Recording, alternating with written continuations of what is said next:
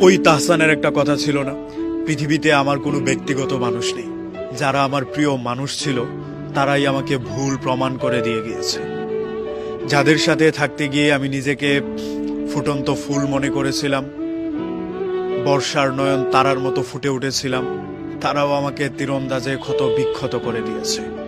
যাদের সঙ্গ পেলে নিজেকে বর্ষার পানির মতো মনে হতো, তারাও আমাকে ভুল প্রমাণ করে দিয়ে গিয়েছে। অথচ এসব কিছুই হওয়ার কথা ছিল না। কথা ছিল আমারও একটা সুন্দর শৈশব হবে, সুন্দর একটা ভবিষ্যৎ হবে, আমারও কিছু প্রিয় মানুষ হবে যাদের সাথে নিজেকে রাখতে পেরে কৃতজ্ঞবান মনে হবে। অথচ এসবের কিছুই হলো না। কিছু কিছু সময় আর্থিক অনটনের কারণে আমি হেরে গিয়েছি, আবার কিছু কিছু সময় ভাগ্যের কাছেই হেরে গিয়েছি। আমি বাস্তবতাকে খুব কাছ থেকে দেখেছি। কিছু প্রিয় মানুষ আমাকে টাকার জন্য